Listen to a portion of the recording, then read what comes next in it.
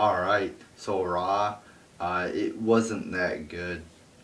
I mean, you had a good crowd and everything, but a crowd does not determine how good the wrestling and the promo quality was on the show.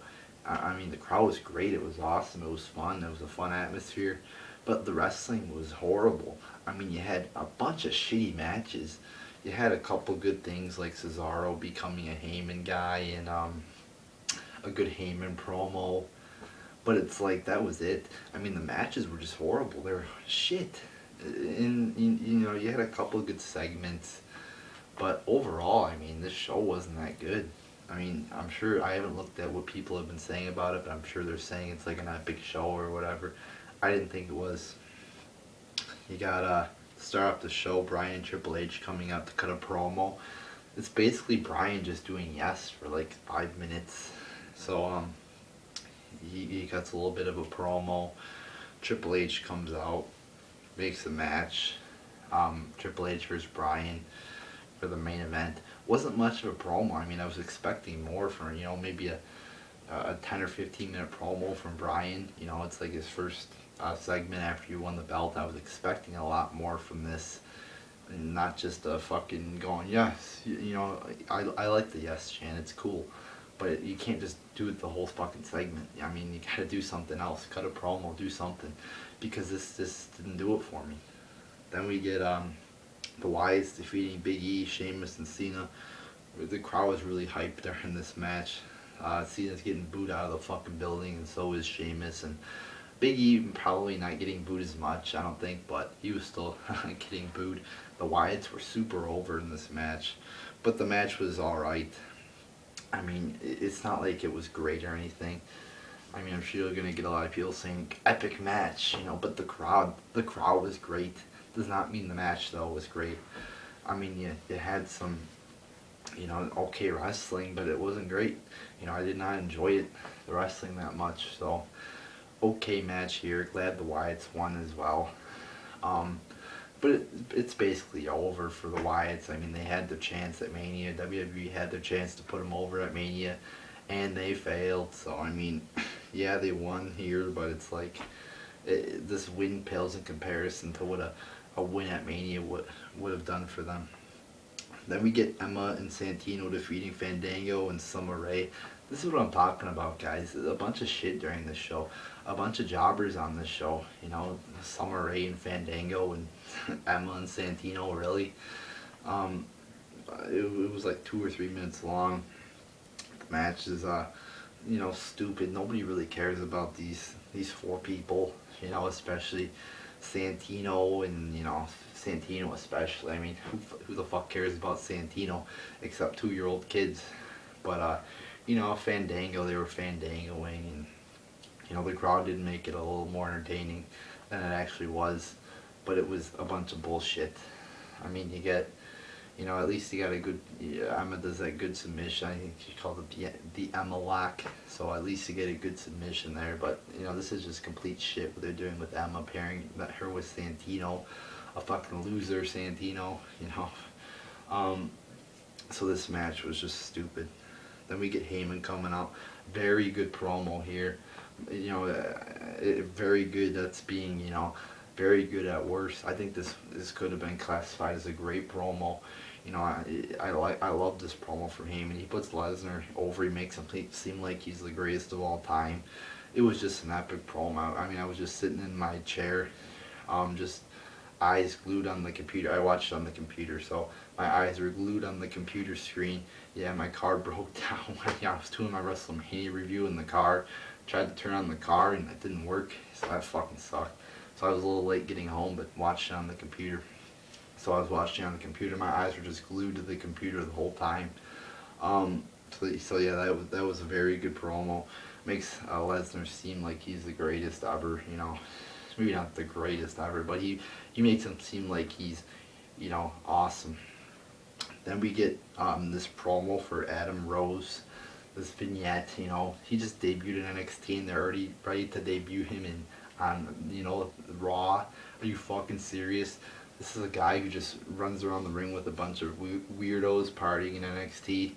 I mean, I watch NXT and he's nothing special. He does a bunch of somersaults in the ring, and he's just a fucking loser pretty much. I mean, his gimmick's gonna get old. It's gonna get stale. I mean, it was good the first week, but it's just gonna be bullshit, and he's never gonna be a champion because he can't fucking wrestle, and he can't. And his gimmick is not worthy of being a champion. It's not championship material. But who knows? It's Vince McMahon running the company. But in my opinion, Adam Rose is a piece of trash. And we get Batista and Orton versus the Usos. It ends in a count out. This is what I'm talking about. Only a couple minutes long here. I mean, stupid. I mean, it ends in a count out. And what the fuck is that? And it was only like 3 minutes long. The one good part was the power bomb on the steps from Batista. I mean, it was a good spot there. It looked brutal, looked, extreme, looked like it hurt, and it probably did. But that was the only good spot. The rest of it sucked. 3 minutes. We have a legitimate match here. Then we get RVD defeating Sandow. Nice to see RVD back. I mean, it just came out of nowhere, really. Surprised me, but hey, he's back. It's good to see him back.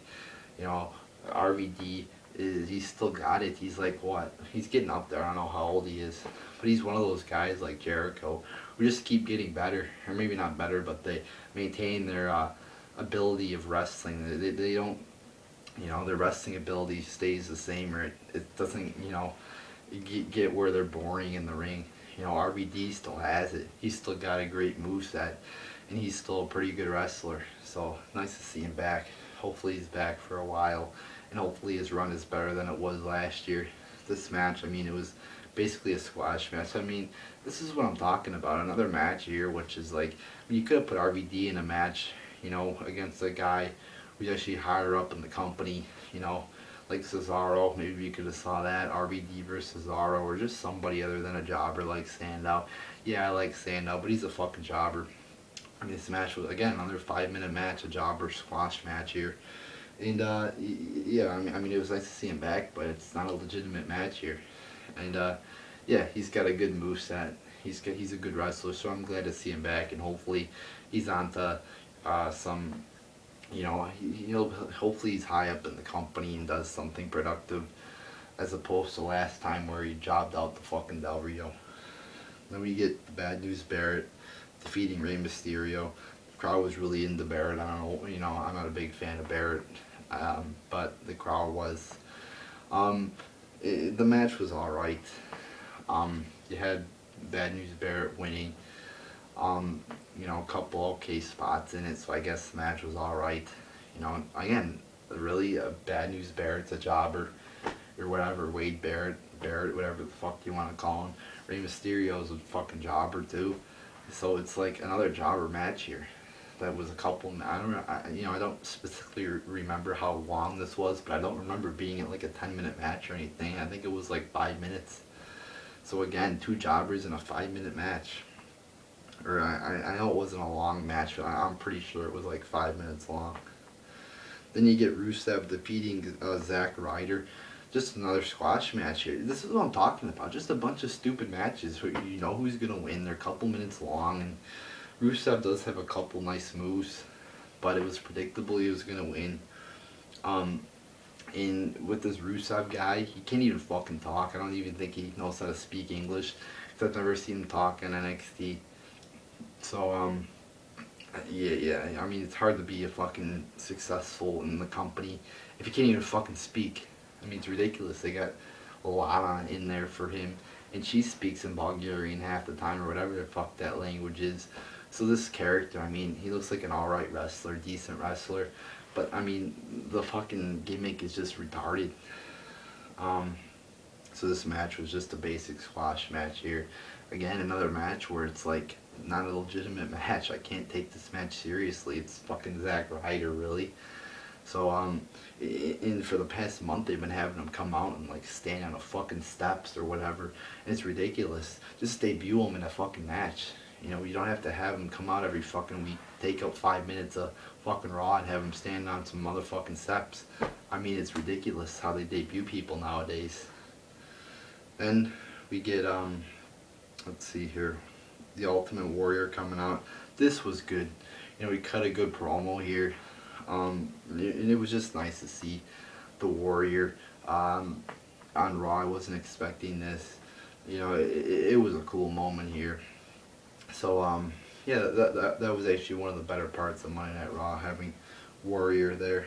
Then we get AJ coming out to cut a promo. Promo was pretty good promo. Then Paige comes out from NXT, and she just wins the belt like that with no build. I know who Paige is. She's a good wrestler, but you gotta build her up. This NXT person just comes right on in and wins the belt just like that. What the fuck is that? I mean, at least have a build. And they made Paige seem like a pussy. I mean, AJ is just belittling her, and she's not even doing anything about it. It's ridiculous. Paige on NXT is portrayed as like this badass, and now she's like a pussy. So I mean, the match was like 2 minutes long. There was a botch in there on the Paige Turner, which I mean, you could give Paige an excuse or whoever's fault that was, because I know Paige and AJ are both good wrestlers. But it was just, it just made, Paige or AJ seem like weak, losing to an NXT girl in NXT Diva in like 2 minutes. Then we get the trophy presentation here. Cesaro comes out, Hogan's there. Nice to see Hogan, cut a little promo there. It's always nice to see Hogan on WWE television. Always a treat when you get to see Hulk Hogan, one of the biggest WWE superstars of all time. Then Cesaro comes out, accepts the trophy with Coulter. Coulter, they get in a little bit of an argument. And then Cesaro announces he's a Paul Heyman guy, and this was fucking awesome. The crowd's going crazy. I'm happy. This is very cool. This is now you got Heyman, who's known for cutting great promos, paired with a guy like Cesaro, who's a great wrestler. I mean, this is fucking awesome. I'm very excited to see where this is gonna go, and this was just awesome. Right here you get this great pairing now between Cesaro and Heyman.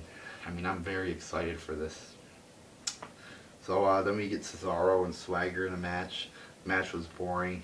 Swagger ends up walking out. So again, another match where you just get a guy walking out and it's not a legitimate match. We don't get a legitimate finish at all. So it's just a stupid match here. Wasn't good, wasn't entertaining, so it didn't get anything out of this match. Then we get announced the Shield and the Wyatts are in main event. Why? Why are the Shield and Wyatts going to be put on a jobber show that I fucking, now I got to go out of my way again to fucking, watch this fucking show.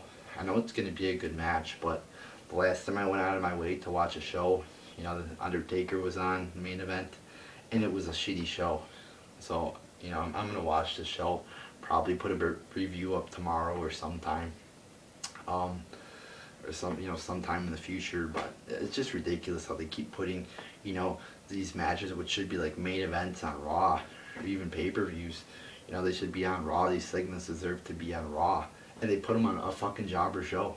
It's ridiculous. Then in the main event, we get Bryan versus Triple H. Triple H has his buddies come out, Batista and Orton. And Kane too, he gets Stephanie backstage saying that the Shield, go and help Triple H, help him win. Now why, that just makes no sense there. Why would Stephanie tell the Shield that when the Shield are good guys? I mean, they're baby faces now. It's pretty clear, and it's pretty clear they don't like the Authority anymore. So why would she even tell them that? I mean, it's just a little illogical there. Wouldn't it be better if Stephanie just left the Shield alone? I think. So that was a little illogical there. Then you get, Batista and Orton attacking Bryan, powerbomb, RKO. Kane comes out, choke slam, and then the Shield come out to save Bryan. Then you get a brawl. Triple H gets, I think he got speared. Yeah, he gets speared. Then the Shield have Shield beat up Orton and Batista. They have Triple H cornered, running knee to Triple H. And that was I don't even think the match ever started. I think it started. It was like a no contest or whatever, because I don't even think Bryan got a pin in there. So Bryan's still the champion. So the ending was all right at best. I mean, it was, I guess, cool to see Triple H get speared, but it's just what I felt like it should have been more.